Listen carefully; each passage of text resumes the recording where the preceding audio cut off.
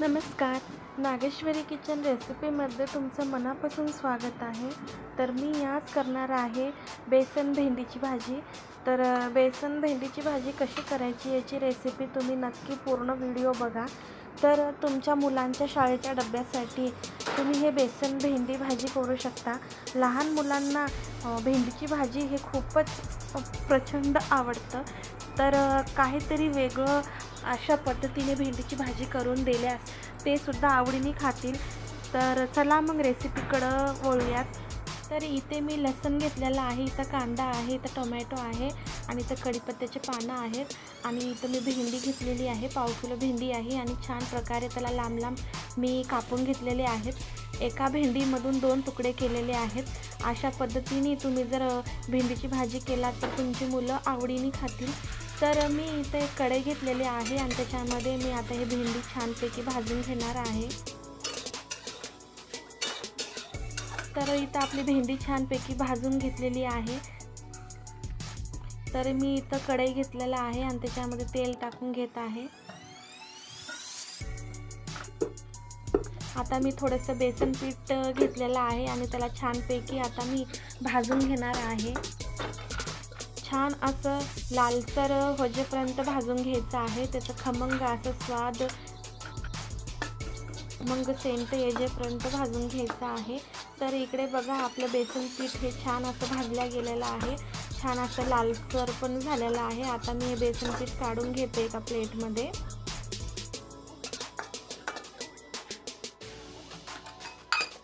तर त्याच कढईमध्ये अजून मी थोडंसं तेल टाकून घेणार आहे. आता मी टाकत आहे जिरे मोहरी. आता टाकत आहे लसण. हे लसण मी बारीक अशी काप करून घेतलेले आहेत. आता मी टाकत आहे कांदा. हे कांदा मी छान असं बारीक करून घेतलेला आहे. मी एक कांदा घेतलेला आहे. आता मी टाकत आहे कढीपत्ता आणि छान असं मिक्स करून घ्यायचं आहे. आता मी टाकत आहे टोमॅटो. छान असं मिक्स करून घ्यायचं.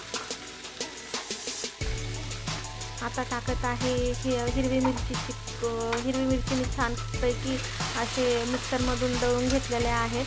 ह्या मिरच्या सप्पक आहेत, तिखट नाही आहेत, तर मी 4-5 मिरच्या कुटून घेतलेल्या होत्या.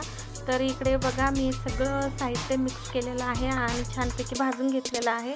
आता मी टाकत आहे हळद, मीठ, कोथिंबीर. आता हे सुद्धा मिश्रण छानपैकी आपण मिक्स करून घेऊयात.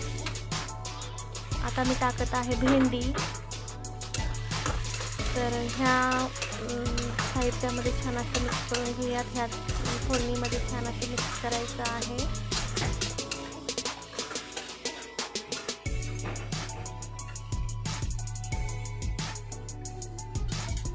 तर मी 2 मिनटं भेंडी छान वाफण्यासाठी ठेवत आहे. तर इकडे बघा आपली भेंडी छान वाफल्या गेलेली आहे. तरी अजून मी 2 मिनटं ठेवत आहे. तर इकडे बघा आपली भेंडी छान शिजल्या गेलेली आहे. तर आता मी टाकत आहे बेसनचं पीठ जे आपण भाजून घेतलं होतं ते टाकत आहे. त्याच्यावरती मी थोडंसं शेंगदाण्याचं कूट टाकलेलं आहे. आता हे दोन्ही पण मिश्रण छानपैकी आपण मिक्स करून घेऊयात. तर इकडे बघा आपली भेंडीची भाजी रेडी आहे.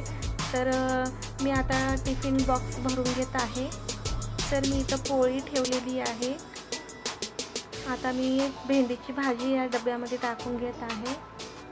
तुम्हीसुद्धा तुमच्या मुलांना असंच टिफिन बॉक्समध्ये तुम्ही अशी ही भाजी देऊ शकता, ते सुद्धा आवडीने खातील. तर माझी रेसिपी तुम्हाला कशी वाटली प्लीज कमेंटमध्ये सांगा. व्हिडिओ बघितल्याबद्दल धन्यवाद. असंच भेटूया नवीन एका रेसिपीमध्ये. तोपर्यंत बाय.